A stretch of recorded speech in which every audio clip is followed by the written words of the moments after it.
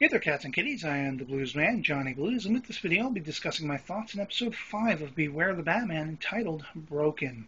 And this was definitely an interesting episode in that it's signaled for me a sort of hit and miss pattern going on, where if we go back to the first episode, it was a relatively good episode. I mean, it had a couple of faults here and there, but it was a solid opener. You know, you have the second episode, completely blew me out of the water, spectacular episode. Third episode comes along, once again, it's lacking a sense of cohesion. It's kind of leaving me lukewarm.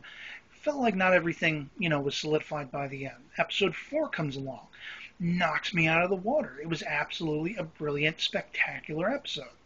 Now we have episode 5, and I'm left by the end once again feeling like there's a lack of cohesion, like not everything came together. There's a mishmash or a hodgepodge, if you will, in Gotham City going on in this episode, and it just doesn't tie together cohesively by the end for me. It's also following this pattern of, every single B, C, and D list villain in the Batman mythos has to be debuted one episode after the other, concurrent, so that all of our cards are going to be laid out on the table, and by end of season 1, we're not going to have any surprises left. That's how I was left feeling. The particular villain in this episode this time out is Humpty Dumpty. And this was a kind of unimpressive character to me. I am vaguely familiar with him. I know he does originate in the comics, but I wasn't feeling the whole Humpty Dumpty motif as much as I might a Catwoman or a Joker or a Mad Hatter, even with the Alice in Wonderland thing.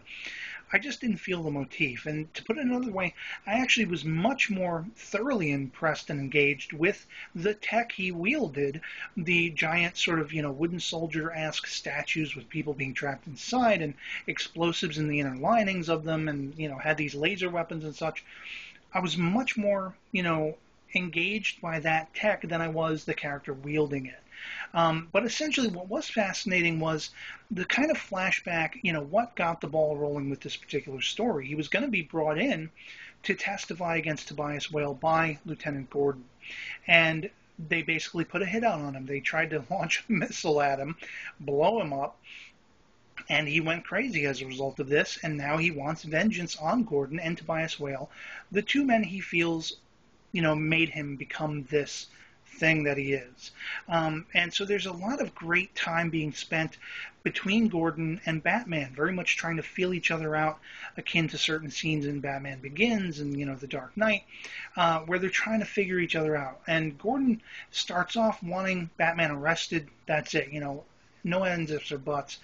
By the end, he's kind of loosened up a little bit, I think. He's a little bit more impressed with Batman saving the day and stuff like that. And I really like this relationship as it's unfolding. There's also a great sequence of Batman, after Gordon is kidnapped, he has an altercation, so to speak, a very arm on the shoulder of Barbara Gordon, future potential Batgirl. Loved that sequence. Now, the other villain in the episode, Tobias Whale, I thought this was the guy I wanted to see more of. He had a very menacing presence, a lot of gravitas. The voice actor was spot on. He was like, you don't want to dick with this guy. He was very Kingpin-esque, in my opinion, relating back to the old Spider-Man cartoons and stuff. And I felt like this was who I wanted to follow villain-wise. This guy could potentially be dangerous. But apart from that, we had a whole beeline story where Katana is basically made to look like an oaf, After all the skills we've seen, and she loses her sword, she puts it in like a vase, in the hallway of Wayne Manor, and then it's gone, and she's like looking in her closet, and she's looking under her bed, and like, where is this thing? Where did I put it or whatever? Just kind of looks completely stupid. Alfred, of course, knows where it is, and we're basically left with an unresolved aspect to that, where it's just like, well, if, Silver Monkey knows where it is, why aren't we all dead yet? So other than that question, there was really no point to it, I felt.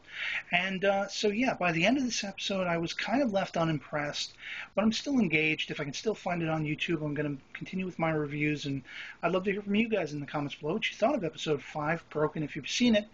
Otherwise, that'll be it for me. I hope you're all doing well. I'll catch you later. Peace.